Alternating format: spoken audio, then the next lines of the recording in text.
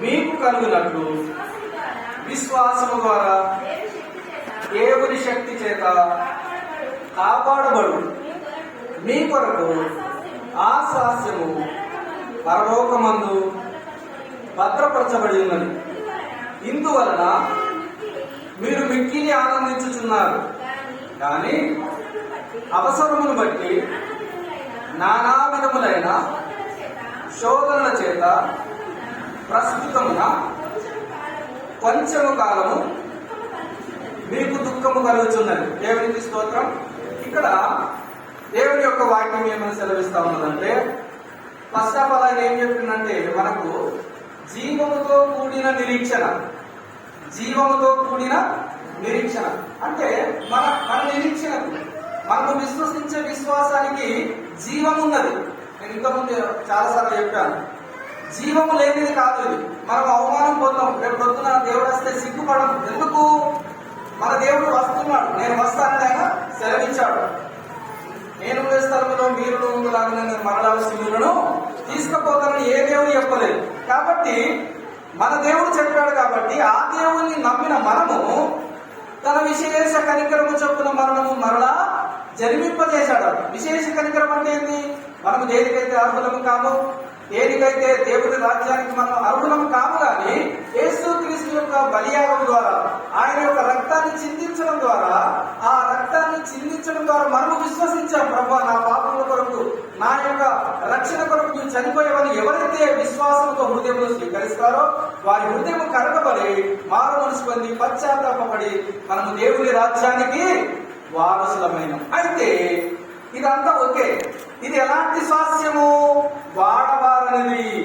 అనగా పరలోకమందు ఈ లోకంలో మనం ఆయన కొరకు జీవిస్తున్నప్పుడు, ఆయన కొరకు బ్రతుకుతున్నప్పుడు, ఆయన కొరకు అనేక శ్రమలు, బాధలు, హింసలు పడుతూ ఉన్నప్పుడు, కొన్నిసార్లు మనకు కలిగే శోధన, వేదనలకు సైతం తట్టుకొని ప్రభు కొరకు జీవిస్తున్నప్పుడు దీని వలన కలిగే బహుమానము పరలోకమందు మనకు భద్రము చేయబడింది. అది ఊరికేనే పోదు. దేవుని కొరకు ఈ లోకంలో మనం జీవిస్తా ఉంటే, దేవుని కొరకు మనం బ్రతుకుతా ఉంటే, ఈ యొక్క బ్రతికిన దానికి వచ్చే ప్రతిఫలము ఆ పరలోక రాజ్యంలో మనకు భద్రము చేయబడింది. అదే మన విశ్వాసం. అయితే ఇదంతా ఒక విధానం. అయితే ఇక్కడ మనం నేర్చుకునేది ఏంటంటే 6వ వచనంలో, ఇందువలన మీరు మిక్కిలి ఆనందిస్తున్నారు.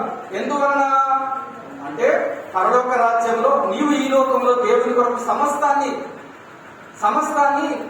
పెంటతో సమానం ఎంచుకొని తర్వాత దేవుని కొరకు జీవిస్తా ఉన్నప్పుడు, శ్రమలు, హింసలు ఎదుర్కొన్నప్పుడు, అయినను తప్పిపోకుండా ప్రభు కొరకే జీవిస్తా ఉన్నప్పుడు నీకు వచ్చే బహుమానము, అక్కడ దేవుడు నీ కొరకు తీసుకొని వచ్చే బహుమానాన్ని బట్టి నీవు చాలా సంతోషిస్తున్నావు, ఆనందిస్తున్నావు.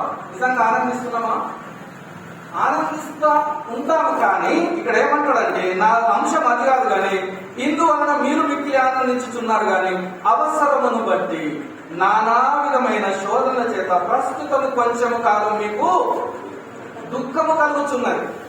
మనము మన జీవన యాత్రలో ఈ లోకంలో బ్రతికేటప్పుడు అనేకమైన శోధనలు, దేవుని కొరకు బ్రతుకుతున్నప్పటికీ కొన్నిసార్లు శోధనల గుండా వెళ్లాల్సి వస్తుంది. అప్పుడు మనము దుఃఖానికి గురి అవుతా ఉన్నాం. ఇక్కడ చెప్తున్నాడు, ప్రస్తుత కాలం, కొంచెం కాలం. ఇదంతా మనము బ్రతికంతా కొంచెం కాలమే. అర్థమైందా? అంటే వాక్యం సెలవిస్తూ ఉన్నదంటే అధిక బలం ఉన్న ఏడల 80 సంవత్సరాలు. కానీ ఆ బతికినన్ని కాలం కూడా ఆయాసము, దుఃఖము ఉంటది మనుషులకి. మహాబలం ఉంటే 100 సంవత్సరాలు. ఆ తర్వాత ఈ లోకాన్ని మనం విడిచిపెట్టి పోవాల్సింది, ఎవరైనా పోవాల్సింది. కానీ ఇది కొంచెం కాలం అంటున్నాడు. మనము నిత్యత్వంలో యుగ యుగాలు ఎల్లప్పుడూ దేవునితో జీవించే కాలానికి ఈ కాలం లెక్కేస్తే ఇది కొంచెం కాలం. ఒక రంధ్రం ఏంటంటే సముద్రంలో ఒక నీటి చుక్క. సముద్రం అంటే తెలుసా? మన భూమి కంటే 3 అంతలు పెద్ద ఉన్నది. ఈ భూమి చాలా పెద్దది. అమెరికా ఇంకెక్కడెక్కడ ఉంది ఈ భూమి మీద. ఈ భూమి కంటే 3 అంతలు కూడా సముద్రం పెద్దది. ఆ సముద్రంలో ఒక నీటి చుక్కను తీస్తే ఎంత? అసలు ఏం విలువ లేదు కదా. మన బ్రతుకు ఇక్కడ బ్రతికేది కూడా గంటే. దీని కొరకే ఎన్నో ఆరాటాలు, పోరాటాలు కదా. కాబట్టి ఈ కొంచెం కాలంలో మనకు కొన్నిసార్లు శ్రమలు వస్తాయి. అయితే శ్రమలు వచ్చిన, బాధలు వచ్చిన 2-3 గురించి మనం నేర్చుకుందాం దేవుని యొక్క వాక్యాన్ని బట్టి. మొట్టమొదట యోహాను సువార్త 1వ అధ్యాయము 33, 34 చదవండి. యోహాను సువార్త 1వ అధ్యాయం 33, 34.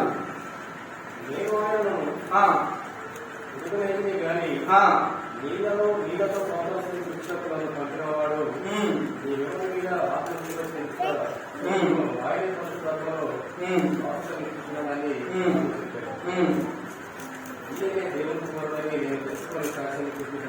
ఇక్కడ మనం ఒక సంగతిని చూస్తాం ఏంటంటే, యేసు ప్రభు కంటే ముందు యోహాను, ప్రవక్త అయిన యోహాను, బాప్తిసం ఇచ్చి యోహాను అంటారు ఈయన పేరు. ఎందుకంటే బాప్తిసాలు బాగా ఇచ్చాడు మార్మల్స్ నిమిత్తం.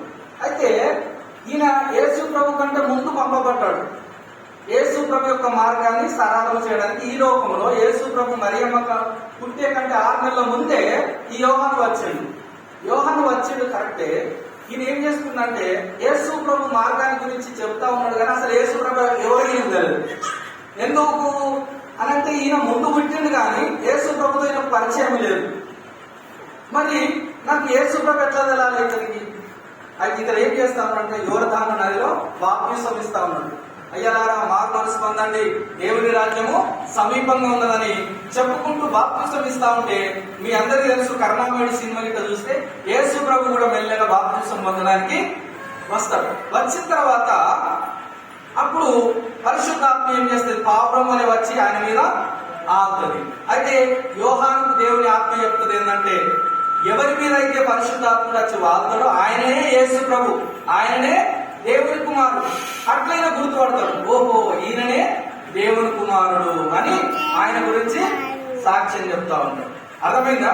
యేసు ప్రభుల వారు యోహాను బాప్తిసం ఇచ్చే యోహాను ఏ విధంగా గుర్తుపట్టిందంటే, బాప్తిసం పొందడానికి వచ్చినప్పుడు ఎవరి మీదైతే పరిశుద్ధాత్మ పావురం వల్ల వచ్చి వాలిందో అతడే దేవుని కుమారుడు, అతడే యేసు ప్రభు అని అతడు ఎరిగి, అంతకున్నాను తెలియదు, దీనిని బట్టి ఎరిగి ఈయనే దేవుని కుమారుడు అని ప్రకటించిండు. ఎవరు? యేసు ఇట్లా వెళ్తా ఉంటే ఇతనే దేవుని కుమారుడు, ఇదిగో లోకపాపము మోసుకొని పోవు దేవుని గొర్రెపిల్ల ఇతనే అని ప్రకటించిండు. అయితే ఇంత ప్రకటించిన యోహాను మళ్ళీ ఏమైందంటే, మీరు ఒకసారి చూసినట్లయితే లూకా సువార్త 3వ అధ్యాయం 19-20 చూడండి. లూకా సువార్త 3వ అధ్యాయము 19-20. లూకా సువార్త 3వ అధ్యాయం 19.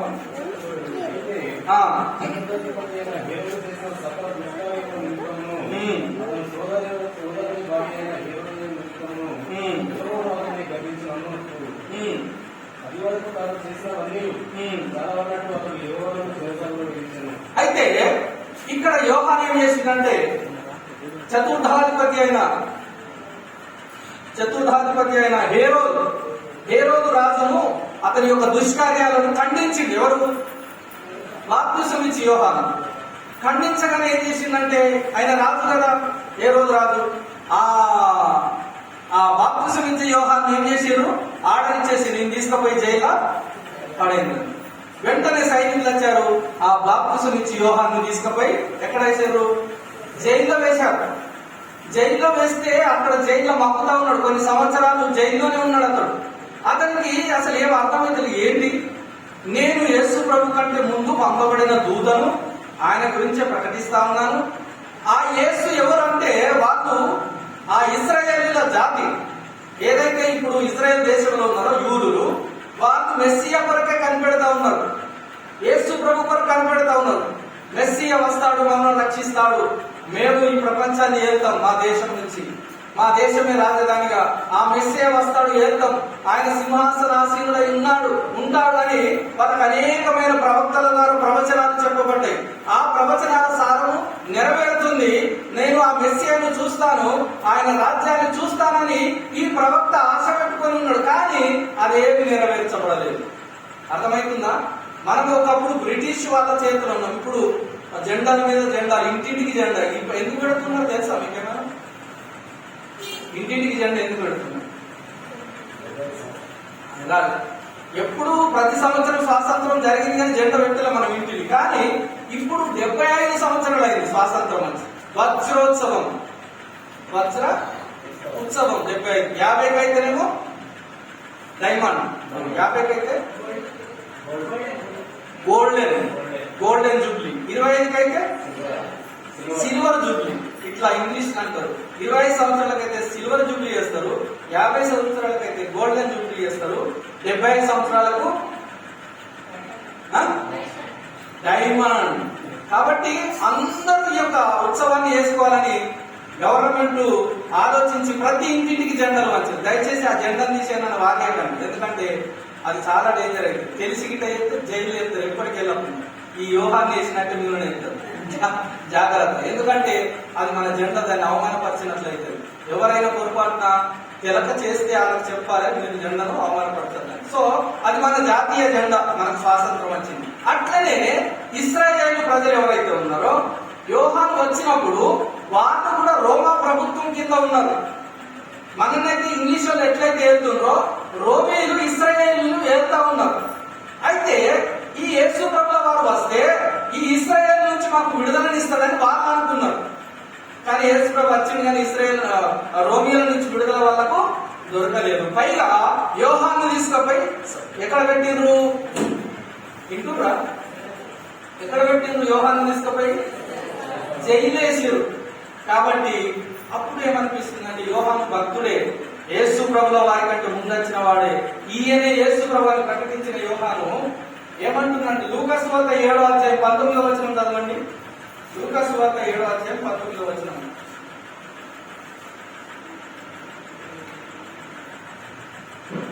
అంతటా యెహోవా తన శిష్యులలో ఇద్దరిని పిలిచి, రాబోవాడు నీవేనా?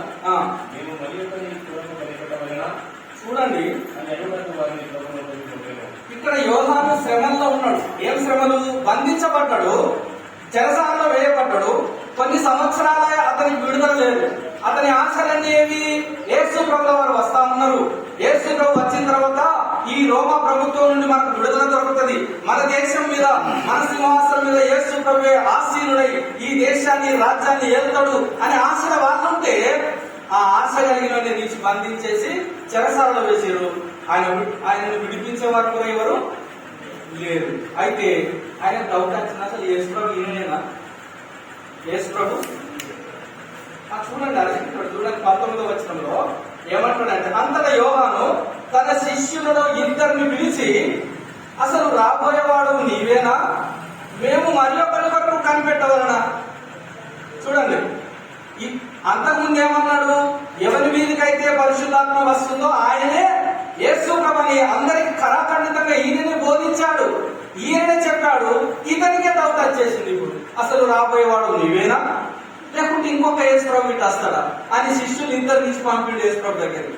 అసలు కనుక్కొని రాండి, ఆయన నేను అసలు నాకు డౌట్ అవుతుంది. ఎందుకు నేనే చెరసాలలో బంధించబడి ఉన్నా, నాకే నిరీక్షణ లేకుండా అయింది. ఇది ఎంతవరకు వాస్తవం? అసలు అర్జునుడు యేసు ప్రభువేనా, లేకుంటే ఇంకొకరి కొరకు మేము కనిపెట్టుకొని ఉండాలి?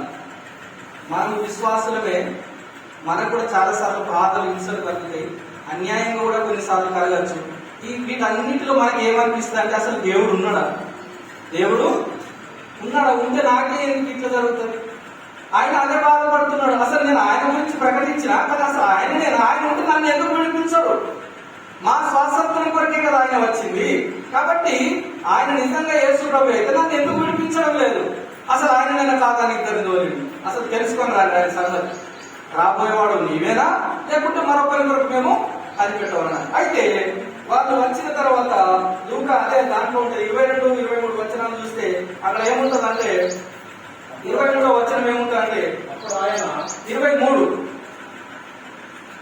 నా విషయమై అభ్యంతరపడని వాడు నా విషయమై అభ్యంతరపడని వాడు నేను యేసు ప్రభునే. నా విషయమై ఎవరైతే అభ్యంతర పడుతున్నారో అసలు ఆయననేనా కాదా? శ్రమలు కలిగినప్పుడు విశ్వాసం కూడా చాలా సార్లు నా ప్రభు అసలు ఉన్నాడా, నన్ను చూస్తా ఉన్నాడా, ఉంటే ఈ బాధలు ఎందుకు, ఈ సమస్యలు ఎందుకు అనే దృక్పథం, ఆ ఆలోచన మనకు వస్తుంది. ఆయనకు అదే విధంగా వస్తే యేసు ప్రభు దగ్గరికి పోతే, యేసు ప్రభు దగ్గరికి ఇద్దరిని పంపితే అప్పుడు యేసు ప్రభు ఏమంటుందంటే, నా గురించి అభ్యంతర పడువాడు ఎవడు? అభ్యంతర పడని వాడు ధన్యుడు. నీకు ఎన్ని శ్రమలు వచ్చినా, ఎన్ని కష్టాలు వచ్చినా ప్రభువే నీ దేవుడే, నీ విశ్వసించిన దేవుడు నేను విడిచేవాడు కాదు